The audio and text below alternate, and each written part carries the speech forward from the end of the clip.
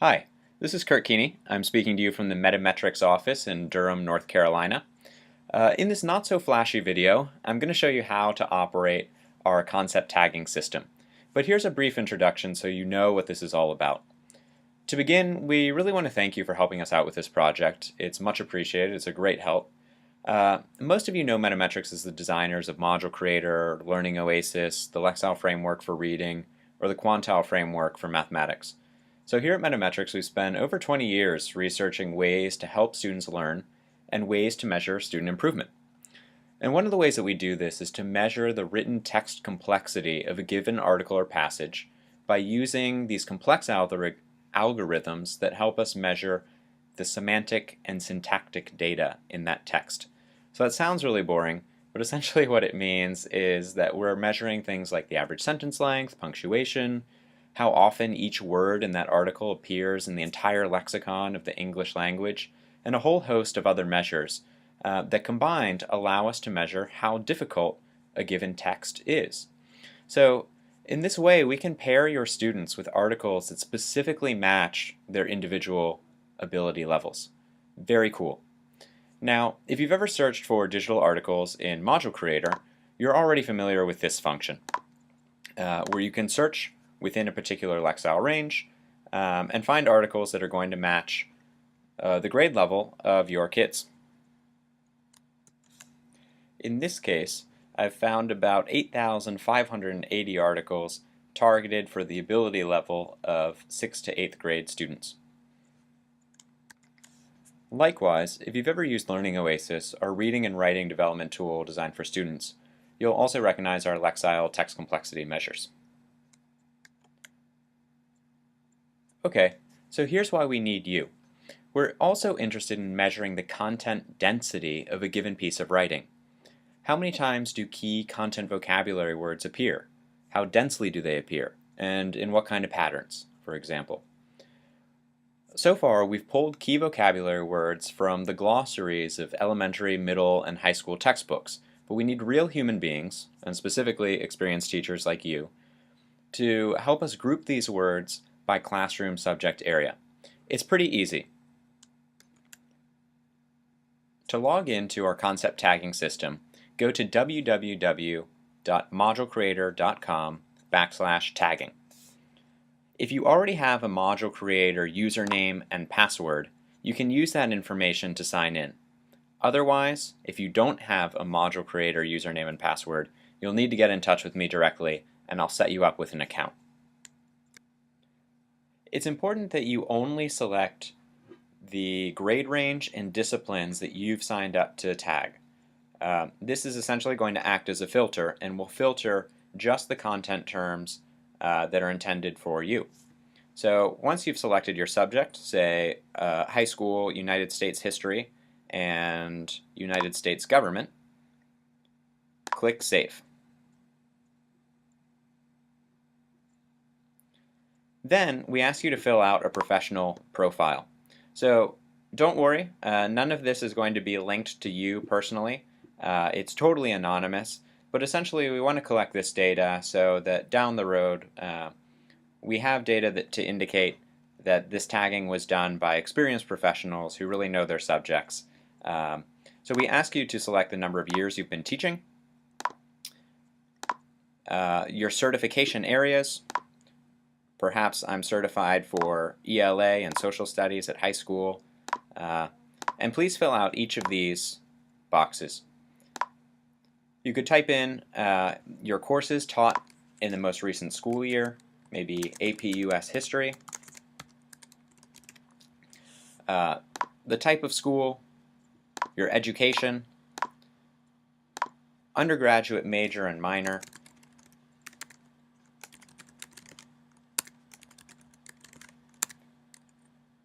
and examinations tests. If you've ever served as an examiner for, say, an AP exam, the GRE, the SATs, etc., that would also be helpful to know. Again, we don't associate any of this information with you directly. It's totally private, but it ensures that we're using professional educators to do the concept tagging for us. When you're done, hit Save. You'll also see a User Profile and Password Profile tab. Don't worry about these unless you want to change your profile settings for some reason, but it really shouldn't be necessary. When you're done setting up your profile, you can go back to the home page and click either here or here to go to My Terms. So these have been filtered out based on my previous selections. I'll tag a term here to show you how this works. I'm going to scroll down until I find a term to tag, say general grant, and I'm going to have a couple options. If this is a term that is not related to my particular content area as a teacher, I can click that this is not a content term, or that I don't have experience teaching this concept, and then hit skip. However, this is part of my content area. Here is an excerpt from America, A Narrative History, which is a high school textbook that provides a short definition of grant.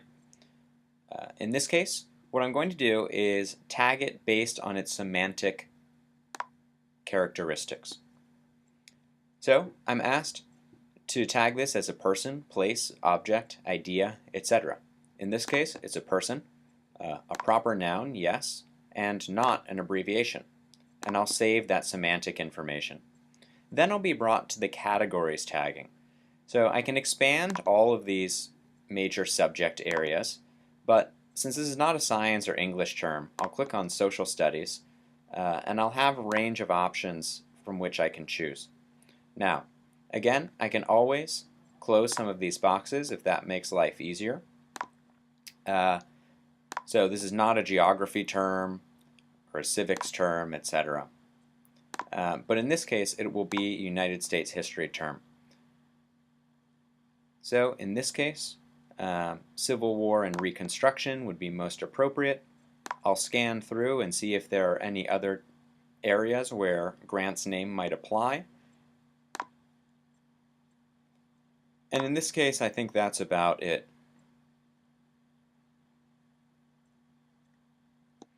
There might be some areas that I want to pull down if I believe that this has something to do with institutions of national government.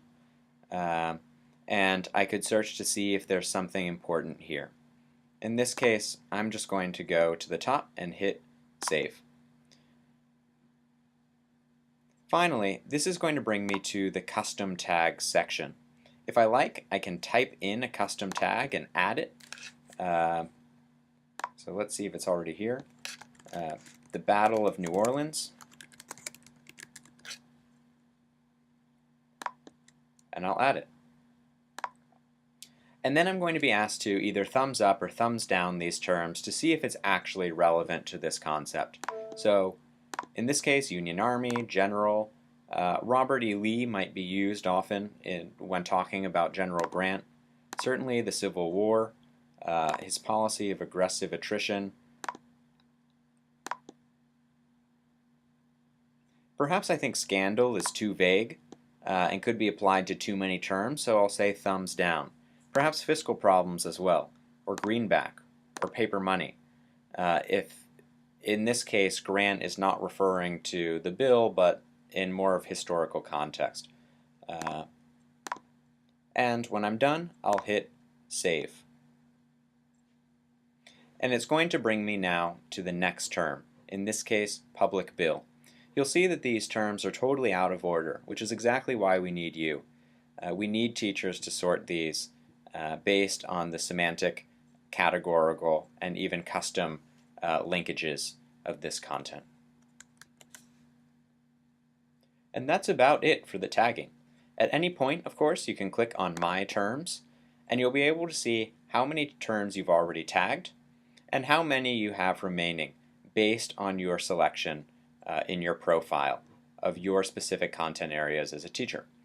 Of course, you don't have to do this all in one go.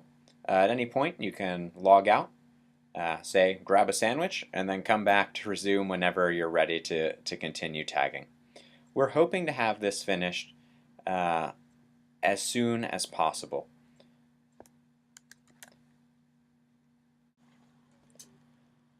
Feel free to contact me anytime, of course, if you have any questions about the tagging system. I'll be more than happy to chat with you and answer your questions. We're looking to have this work done as soon as possible. And as you can see, the work is not particularly glamorous, but it will go really quickly. It's something that you can do comfortably on your sofa in your free time. And it's work that is really going to make a meaningful difference to students all over the country at some point down the line.